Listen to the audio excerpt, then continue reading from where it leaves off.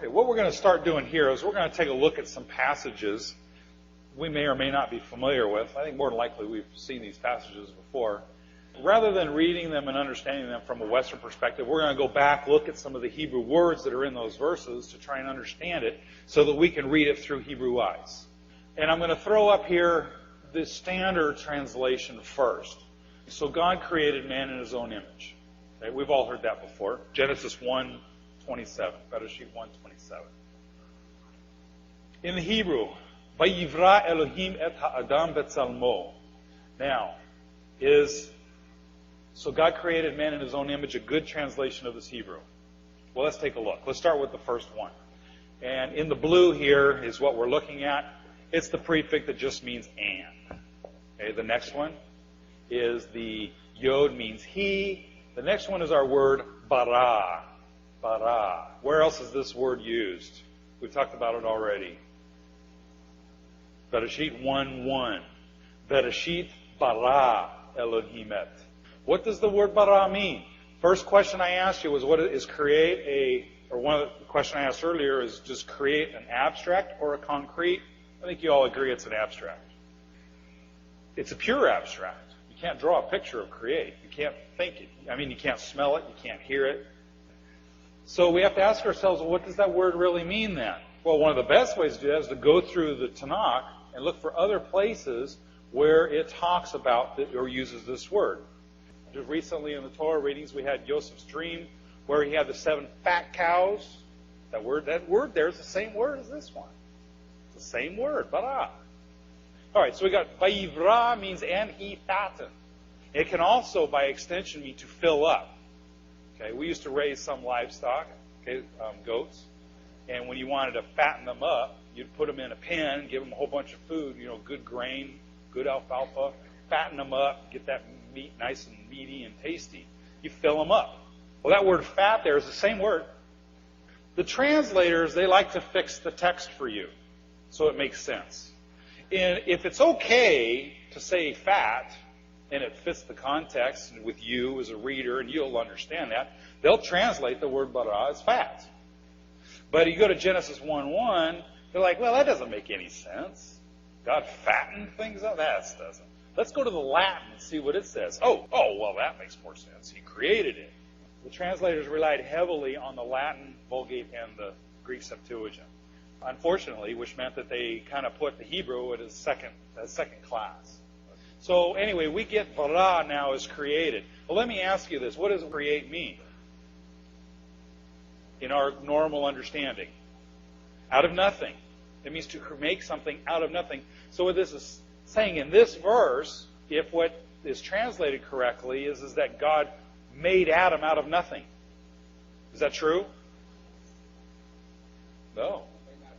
Made him out of dirt. Genesis 2:7. He yatsad, who formed him out of the dust of the ground. So create, the word bara cannot mean ex nihilo, even though that's what the Latin Vulgate has. But the word bara means to fatten up. Take a look at the next word here. We have the word Eloah, singular word, and it's usually translated as a God, either with a capital G or a small g. By the way, there's no capital letters in Hebrew. Okay, so when you open your English translation, you see capital L, capital O, capital O, R, D. There's no capital letters in Hebrew. Eloah, literally, it comes from the root Allah. Allah. Okay, Allah, same word. It's a Semitic word used by Hebrew as well as the Ishmaelites and the Muslims. It's the same word.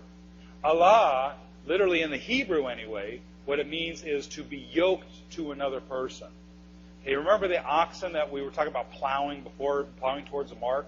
They would take the 2 oxen and put a yoke between them. We're going to talk more about this yoke, because this is an important concept in Hebrew. But they would yoke these 2 together.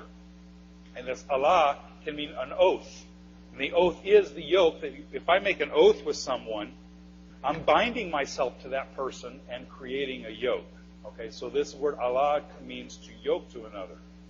But Eloah is one who yokes to another, and which is translated as God. But understand it as one who is yoked to you, the one who's yoked to you. Okay, and then here, this is the plural form, Elohim. Eloah is singular, Elohim is plural. Now, Elohim is sometimes translated as God with a capital G, or is translated as gods with a small g. Now, in this case, can we tell, is it gods or a God? One big God. Can we tell by this? It has to be understood as a singular.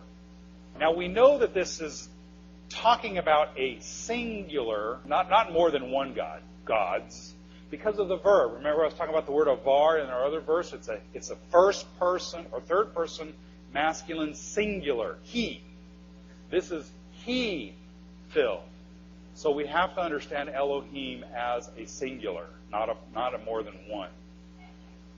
Okay, I knew I was going to have to do that. The reason why I'm bringing this up is there are people out there who are saying in Genesis 1:1 it was gods or angels that created the heavens and the earth. There are a lot of people out there teaching that. That's impossible. Because it's the same word. It's also, Genesis 1:1 says, Bereshit bara. Bara is the third person masculine singular. He created, or he bara. This is the same thing. It's third person masculine singular. He bara. Does that make sense? Did you get that? So we know that Elohim should be translated as God, not gods. Let's go ahead and go on to the next word here. Et. There's our word et that we were talking about earlier. It's identifying the direct object of the verb, which happens to be the next word, which is ha, meaning the, and then Adam. Adam. Adam means man, or more literally, red man, really. Red. It has the meaning of red. Edom, Adama, all these words have the meaning of red. But it's understood as human. It's usually translated as man, but literally it means human. Be is the prefix that means in or with, and then the next word is salam. Salam is, don't have many shadows here, too many lights around, but you can see some shadows. But let's say I was standing here and had a light shine down. There was an image of me down here. Now that image represents me. It's a representation of me. It's a shadow. This word salam means a shadow, literally a shadow. It's translated as image, but an image is a shadow of something else. The last one is the suffix o, just meaning of him. Okay, so it's in his shadow. Let's put all of this together now and see if we see a different picture for this verse. And the powerful one filled the man with his shadow. Wow, that's a little bit different. It maybe gives us a little bit different understanding, rather than saying that he created man in his own image, because that usually alludes to the idea that we look like God. If the text says that he created us in his image, then he just made carbon copies. That's what it means in the English, or the way we would understand it. That's not what he's saying. First of all, the Hebrews aren't concerned with appearance. Remember that. They're concerned with function. We were created with his shadow. God took a representation of himself, put it within us, not the outside, but the inside. Inside of us, we are a copy of Yahweh. We are his representatives.